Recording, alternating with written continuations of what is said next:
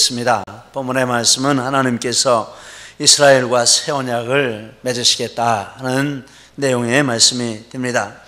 31절 말씀에 보니까 내가 이스라엘 집과 유다 집에 새 언약을 맺으리라 이렇게 말씀을 하셨습니다.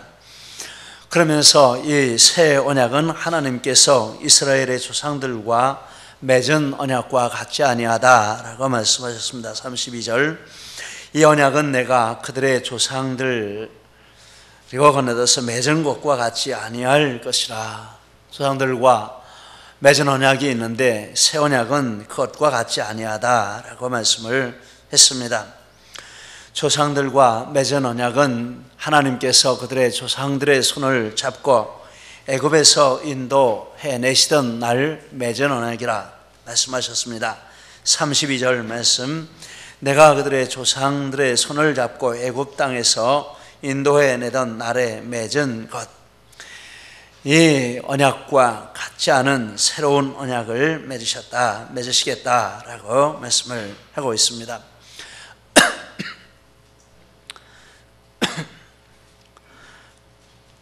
하나님께서 그들의 조상들과 맺은 언약은 시내 산에서 맺으신 언약입니다. 출애굽기 20장에 보면 하나님이 이스라엘 백성들을 출애굽시키셔서 시내산에 이르게 하셨는데 그 시내산에서 모세를 시내산 위로 부르셔서 하나님이 언약을 이스라엘과 맺으시는 장면이 나오고 있습니다. 시내산 언약의 핵심은 출애굽기 20장에 나오는 10계명입니다. 10가지 계명을 우리가 잘 알고 있습니다. 그러시면서 이렇게 이스라엘 백성과 이스라엘 백성의 손을 잡고 애굽에서 나오던 날에 언약을 맺으셨다 말씀하시고 살펴보니까 그 언약이 시내산에서 맺으신 그 언약인데 시내산 언약인데 핵심이 10계명이 되는 것입니다. 그리고 하나님이 말씀하시기를 하나님께서 그들의 남편이 되어주셨다 32절에 말씀했습니다. 내가 그들의 남편이 되었어도 이 남편이 이스라엘의 남편이 되어주셨다라는 말씀은 하나님이 그들을 보호해 주시고 그들을 인도해 주시고 그들을 지켜주시고 공급해 주시는 이런 일을 하셨다라는 뜻이 되겠습니다. 신명기 1장 이하의 말씀에 보면 하나님께서 이스라엘을 애굽에 종되었던 땅에서 전적인 하나님의 능력으로 나오게 해주시고 광대하고 위험한 광야에서 그들을 안아서 옮겨주시고 그들을 앞서 가시면서 쉴 곳을 찾아주시고 반석에서 물을 내주시고 만나를 내리셔서 먹여주시고 구름 기둥과 불 기둥으로 그들을 인도해 주셨다 이런 말씀을 하십니다.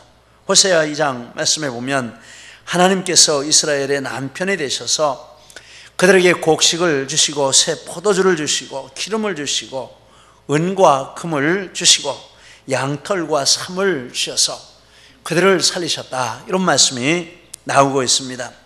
남편이 되셨다라는 말은 이런 의미를 가지고 있습니다. 그러나 이스라엘이 언약을 깨뜨렸다 그렇게 이어서 말씀을 하십니다. 남편이 되었어도 32절 그들이 내 언약을 깨뜨렸습니다. 하나님께서 이스라엘에게 이런 좋은 환경을 주시고 좋은 것들을 주셨지만 그러나 이스라엘이 언약을 지키지 못하고 그 언약을 깨뜨렸다라는 말씀입니다. 환경을 축복해 주시고 환경이 잘 되면 신앙생활을 잘할 것 같습니다. 그렇죠? 지금 제가 이런 환경이라서 신앙생활을 못하고 주일도 못 지키고 그렇지만 하나님 제게 이런 조건에 이런 것들을 채워줘 보십시오. 제가 정말 하나님 잘 믿을 것입니다. 할렐루야. 네, 그렇게 믿으시겠습니까?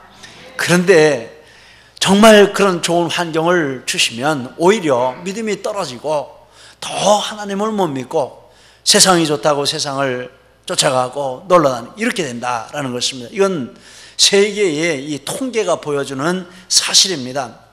세계 여러 나라의 이 신앙을 조사해 보니까 국민소득이 어느 정도 올라갈 때까지는 신앙생활을 잘합니다. 그런데 국민소득이 이렇게 높아져 가지고 어느 정도 이상이 되면은 그때부터 교회가 출석률이 떨어지고 사람들이 하나님께 관심을 갖지 않고, 이게 나와 있는 통계인 것입니다. 하나님께서 말씀을 주시고 그 말씀을 잘 지킬 수 있도록 좋은 환경을 주셨는데 그들이 언약을 깨뜨렸다라고 말씀을 하고 있습니다. 어떻게 이런 일이 일어날 수 있을까? 하나님이 새 언약은 옛 언약과 다르다라고 32절에 말씀을 했습니다. 이 언약은 내가 그들의 조상들과 맺은 것과 같지 아니하다라고 했습니다. 이렇게 신앙은, 믿음이 이 환경이 나쁘다고 신앙생활을 못하는 것도 아니고, 오늘 여기 보니까 이렇게 하나님이 잘해 주셨어도 이스라엘이 그 신앙생활을 잘한 것도 아니고, 거기에 있는 문제가 아니다. 신앙생활을 잘하느냐 못하느냐 하는 것은 환경에 달린 문제가 아니다. 좀 다른 것에 원인이 있고 다른 것에 문제가 있다라는 뜻입니다. 그래서 오늘 이 새 언약, 옛 언약이라 하는 것은, 이것은 그 언약의 내용을 다루는 문제가 아니라 이 언약을 놓는 위치가 어디냐라는 것을 말씀하시는 것입니다. 하나님 말씀하시기를, 하나님께서 말씀하시기를 새 언약은 하나님의 법을 이스라엘 속에 두시고 그들의 마음에 기록하는 것이라, 이렇게 말씀하셨습니다. 33절, 내가 나의 법을 그들 속에 두며 그들의 마음에 기록하여. 이것이 새 언약입니다.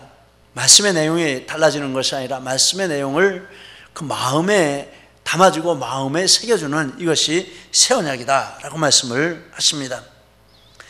이것은 이 말씀을 두는 장소가 지금 이스라엘에게 문제가 되어 있다라는 것입니다. 옛 언약을 하나님이 이스라엘과 맺으시고 그것을 어디에 두셨습니까? 대표가 십계명인데, 하나님이 그것을 언약을 맺으시고 그 언약을 돌비에 새겨주셨다, 이렇게 말씀을 하고 있습니다. 출애굽기 31장 18절 말씀에 여호와께서 시내산 위에서 모세에게 이르시기를 마치신 때 증거판 둘을 모세에게 주시니 이는 돌판이요 하나님이 친히 쓰신 것이더라. 언약을 맺으시고 그 언약의 축소판, 완전히 핵심인 십계명을 하나님이 모세에게 주셨는데 그것을 돌에 새기셔가지고 하나님이 모세에게 주시고, 그래서 모세가 그 두 돌판을 들고 시내산 아래로 이렇게 내려오게 되었습니다.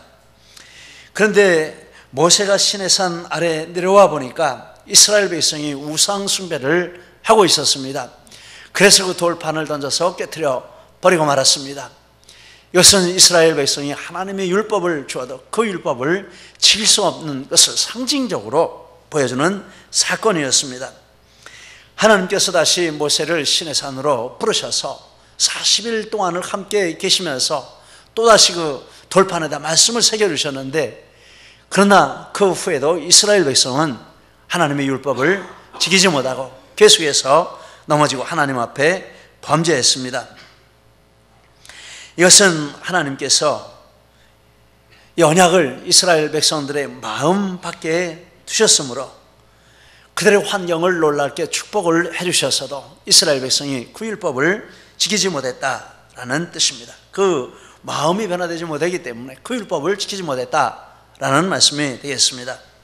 그래서 이번에는 하나님께서 언약을 이 마음에 담아주시고 마음에 기록해 주시는 이런 방법을 사용하신다. 그런데 그것이 새 언약이라, 이렇게 말씀을 하고 있습니다. 33절 다시, 내가 나의 법을 그들의 속에 두며 그들의 마음에 기록하여. 야고보서 1장 21절 말씀에 너희 영혼을 능히 구원할 바 마음에 심어진 말씀을 온유함으로 받으라 라고 하셨습니다. 하나님이 그 말씀을 마음에 담아주시고 마음에 새겨주시고 마음판에 기록해 주시는 그런 방법을 사용하시는데, 성령님을 통해서 그 새 언약의 은혜를 주십니다. 고린도후서 3장 3절, 너희는 우리로 말미암아 나타난 그리스도의 편지니 이는 먹으로 쓴 것이 아니요 오직 살아계신 하나님의 영으로 쓴 것이며 또 돌판에 쓴 것이 아니요 오직 육의 마음판에 쓴 것이라. 여러분, 이것이 새 언약입니다. 하나님의 말씀을 지키냐 못 지키냐 하는 것은 환경이 좋으냐 나쁘냐 이것이 아니고 이 말씀이 어디에 있느냐라는 문제입니다. 말씀이 우리 마음속에 있고 말씀이 우리 마음에 새겨져 있으면 그것이, 그렇기 때문에 말씀을 지킬 수 있는 능력이 거기에서 나온다라는 말씀입니다. 여러분, 우리는 새 언약의 사람들입니까? 옛 언약의 사람들입니까? 새 언약의 사람들인 줄 믿습니다. 말씀이 우리 마음속에 있고 우리 마음판에 새겨진 축복을 받은 줄 믿습니다. 정말 아멘이십니까? 증거가 있어야 됩니다. 본문에서 그 증거를 말씀을 해주십니다. 새 언약의 은혜를 받은 사람에게는 이런 변화가 나타난다라는 것을 몇 가지로 말씀을 하십니다. 첫째, 하나님이 그들의 하나님이 되시고 그들이 하나님의 백성이 된다. 33절 말씀, 나는 그들의 하나님이 되고 그들은 내 백성이 될 것이라. 이 말씀은 하나님 말씀이 마음에 있는 그 백성들은 하나님을 부를 때 진심으로, 마음 중심으로 하나님이 나의 하나님이시고 하나님이 나의 주님이십니다 라는 분명한 확신과 고백을 할 수 있다라는 것입니다. 출애굽기 15장 2절 말씀에 모세가 그는 나의 하나님이시니 내가 그를 찬송할 것이요. 사무엘하 22장 30절에 다윗이 말하기를 내가 주를 의뢰하고 적군에 달리며 내 하나님을 의지하고 성벽을 뛰어넘나이다. 느헤미야 5장 19절에 내 하나님이여 내가 이 백성을 위하여 행한 모든 일을 생각하시고 내게 은혜를 베푸시옵소서. 로마서 1장 8절 바울 사도가 내 하나님께 감사함은 너희 믿음이 온 세상에 전파됨이로다.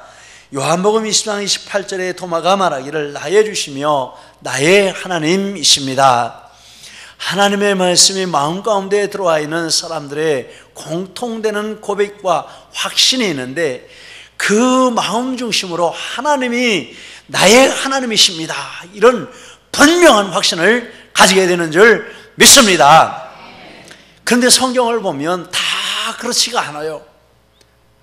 하나님을 믿고 신앙생활을 하는데도 하나님을 내 하나님이라고 부르지 못하고 당신의 하나님이라, 저 사람의 하나님이라 이렇게 부르는 경우도 있는 것을 볼 수 있습니다. 사울 왕이 그런 사람이었습니다. 하나님께 축복을 받아서 이스라엘의 왕이 되었습니다. 최고의 축복을 받았지만 하나님을 부를 때 내 하나님이라고 부른 적이 없습니다. 사무엘에게 당신의 하나님께 제사를 드려주십시오, 당신의 하나님께 기도해 주십시오, 이렇게 했습니다. 하나님이 그 말씀을 마음에 주시고 그 말씀을 마음에 기록해 주신 사람에게 나타나는 첫 번째 특징은 하나님이 나의 하나님이십니다, 확신이 그 마음 가운데 있는 줄 믿습니다. 할렐루야. 여러분, 우리 모두 이 확신을 가지시기를 축복합니다.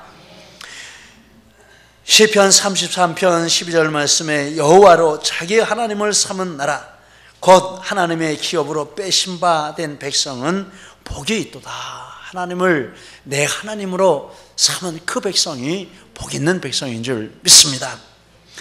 두 번째, 새 언약의 축복을 받은 사람은 다 하나님을 알기 때문에 이웃과 형제를 가리켜 하나님을 알라 이런 말 하지 않는다라고 했습니다. 34절, 그들이 다시 각기 이웃과 형제를 가리켜 너는 여호와를 알라 하지 아니하리니 이는 작은 자로부터 큰 자까지 다 하나님을 알기 때문이라.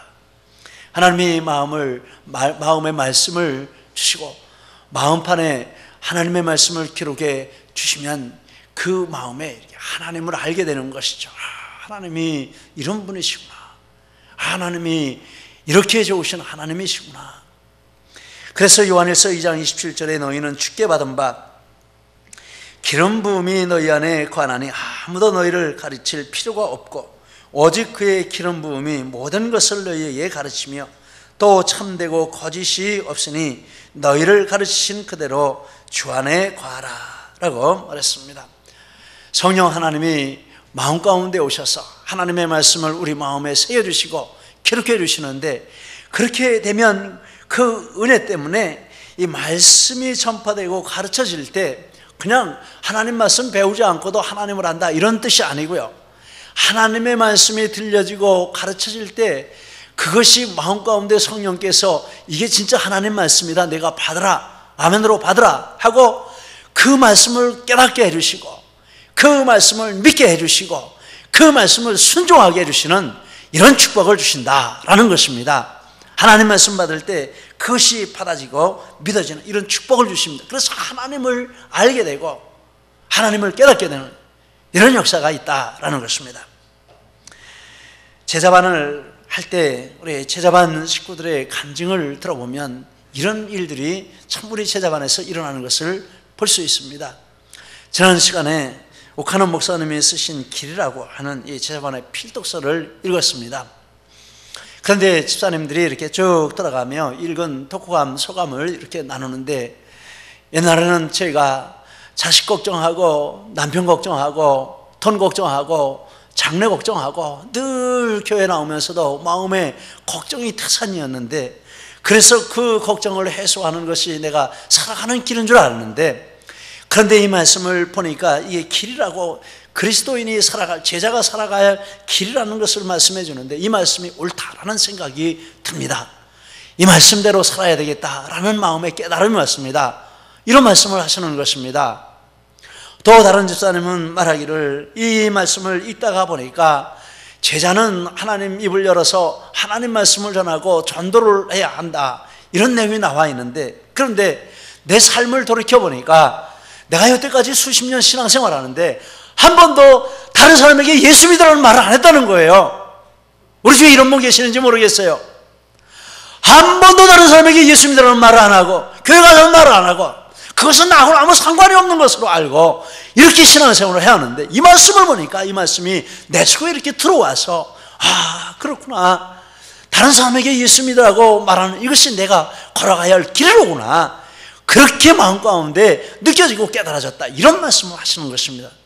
이게 가르칠 필요가 없다라는 말이 그런 뜻입니다. 저절로 한다는 것이 아니라 하나님 말씀을 듣고 배울 때 그 말씀이 마음 가운데 아멘이 되어지고 믿어지고, 그래서 하나님을 알고 성경이 깨달아지고, 할렐루야. 네. 여러분, 우리 이런 축복을 받아야 할 줄 믿습니다. 그런데 이렇게 말씀이 마음에 새겨지지 않은 사람은 그 말씀을 받을래야 받을 수가 없습니다. 성령이 없는 사람은 말씀을 들으면 반발하고 오히려 박해하고 핍박하는 것이죠. 여러분, 하나님이 성령님을 통해서 우리 마음 가운데 하나님의 말씀을 담아주셨습니까? 그러면 이렇게 말씀이 깨달아지고 믿어지고 배울 때 아멘이 되어지고 이 말씀 순종하며 살고 이것이 내가 걸어가야 할 길이다, 이런 확신이 생기는 줄 믿습니다.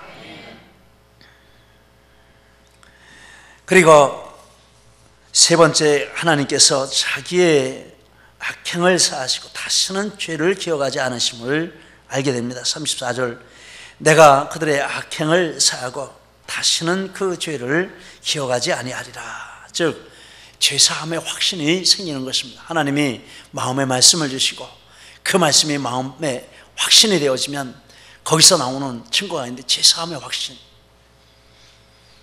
구원파라는 사람들이 있습니다. 이 사람들은 죄사함의 확신을 강조하는 이단입니다. 한번 죄를 회개하고 예수님을 믿고 죄를 회개하면 다시 죄를 회개할 필요가 없다. 왜냐하면 하나님이 죄를 사해 주셨으니까. 아멘입니까? 제가 이단이라고 안 했으면 다 아멘 하실 거려. 이단이라고 했으니까. 그러면서 무슨 말 하냐면, 그렇기 때문에 예수 믿고 나서 회개 기도하는 건 이건 잘못된 거다, 구원받지 못한 증거다. 왜냐하면 죄사함 받았는데 무슨 회개 기도를 하냐, 회개 기도하는 지금 구원받지 못한 증거다, 이렇게 나가는 것입니다. 이단입니다. 왜냐하면 죄사함의 확신이라 하는 것은 그런 뜻이 아닙니다. 다시 죄를 짓지 않고 회개할 필요도 없다, 죄 지어도 회개할 필요도 없다, 이런 뜻이 아닙니다. 성경은 그렇게 말씀하지 않습니다. 그럼 무슨 뜻입니까? 사죄의 확신이라는 것은 나는 여전히 연약해서 죄를 짓지만 하나님께서 예수님의 보혈로 그 모든 죄값을 갚아주셨으므로 내 죄가 나를 정죄하지 못하고 하나님과의 관계를 끊지 못한다라는 확신입니다. 앞에 거하고 완전히 다른 것입니다. 나는 계속 죄를 짓습니다. 그런데 사죄의 확신이 없으면 내가 이렇게 죄를 지었으니 하나님이 나를 버리실 거야, 하나님 나를 기뻐하지 않으실 거야, 나는 하나님과 멀리 있어, 이렇게 자기 정죄를 한다는 것입니다. 그런데 이렇게 말씀이 들어와서 말씀이 마음에 새겨지면 사죄의 확신이 생기는데, 그런데 넘어집니다. 죄를 짓습니다. 앉을 수가 없습니다. 쓰러집니다. 그렇게 죄를 짓고 쓰러지면서도 마음 가운데 내가 이렇게 죄를 지었지만 하나님이, 내가 예수님 믿기 때문에 하나님이 내 모든 죄를 사해 주셨으니 이 죄도 하나님이 사해 주신 것이 분명해. 그래서 하나님과 나의 관계가 내가 죄 짓느냐 안 짓느냐 여부에 따라서 결정되는 것이 아니고 이미 하나님과 나의 관계가 아무 문제가 없어, 이런 확신을 가지고 하나님 앞에 여전히 서게 된다라는 것입니다. 지난번 우리 제자반 간증 때 우리 한 형제가 간증을 한 것이 생각이 납니다. 모태 신앙으로 죄속에 살면서 사람들에게 들킬까 봐 걱정을 하고, 왜 나는 변하지 않을까 이런 두려움을, 걱정을 하고, 불안과 자기 정죄감 속에서 누구도 이런 나를 사랑하지 않을 것 같고 하나님조차도 이런 나를 사랑하지 않을 것 같은 그런 두려움 가운데 겉으로는 멀쩡히 교회 오고 신앙생활 하는데 마음에 확신이 없는 것입니다. 그런데 수련회를 가서 기도하는 중에 그 사마리아 여인이 생각이 났다, 이렇게 말했습니다. 사람들이 없는 틈을 타서 우물가에 물을 길러 왔는데 그때 예수님이 만나서 하시는 말씀이, 나는 너의 과거의 모습도 지금의 너의 모습도 사랑한단다, 너를 많이 기다렸단다, 이렇게 하시는 그 말씀이 자기 마음 가운데 쑥 들어오는 이런 체험을 했다라는 것입니다. 그래서 나의 이 모습 그대로 하나님이 나를 사랑하시고 예수님이 나를 사랑하시고 만나주신다라는 마음이 이렇게 마음 가운데 들어오면서 그 후로 자신을 정죄하지 않게 되었고 세 가지 변화가 찾아왔다, 이런 말을 했습니다. 첫째, 나를 사랑하시는 하나님에 대해서 예전과 다른 마음을 가지게 되었고, 둘째, 죄인 된 나를 구원하시려고 사람으로 오셔서 십자가에 못 박혀 죽으신 예수님에 대해서 예전과 다른 마음을 가지게 되었고, 그리고 셋째, 특별히 물질에 대해서 이렇게 애착하는 마음이 있었는데, 그래서 물질 문제 때문에 굉장히 마음이 힘들고 어려웠는데, 근데 하나님께서 이 물질 문제에 대해서 자유하는 마음을 주셨다, 이런 말을 했습니다. 여러분, 이것이 사죄의 확신인 줄 믿습니다. 하나님께서 이렇게 우리 마음 가운데 말씀을 주시면 그 말씀이 우리 마음 가운데 이 확신을 주시는 것입니다.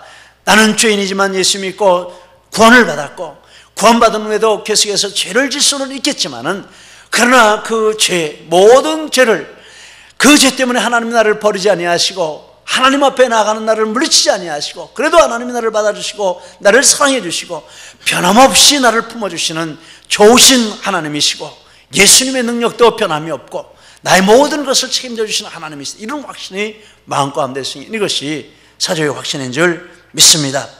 여러분, 이런 확신을 가지시기를 축복합니다. 마지막으로 죽음과 멸망의 땅을 하나님의 거룩한 도성으로 건축하게 하시는 축복을 주십니다. 38절에서부터 40절 말씀에 보면 이렇게 하나님의 도성을 건축하겠다는 지경의 도시들과 그런 지명이 나오고 있습니다. 그런데 40절 말씀에 보면 시체와 제 모든 골짜기와 이런 것들이 여호와의 거룩한 땅이 되고 다시는 그것이 뽑히거나 전복되지 않을 것이라, 이런 말씀을 하고 있습니다.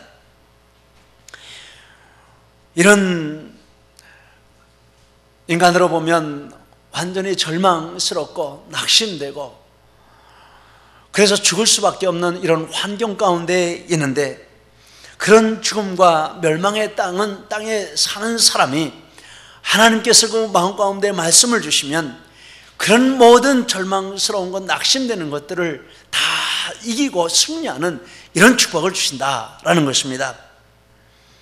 우리 한 성도님이 어떤 일로 큰 경제적인 타격을 받았습니다. 그래서 전도한 친구분에게 이제 교회도 못 나갈 것 같다, 너무 마음이 내리누르니까 이렇게 이야기를 하셨다는 것입니다. 그런데 하루 이틀이 지나서 다시 또 연락이 오기를, 그때 내가 생각이 짧아서 그렇게 했는데 다시 교회에 나가고 또 다른 일들도 이렇게 하고 계셨는데 그 일도 내가 변함없이 하겠다, 이런 말씀을 하셨다고 합니다.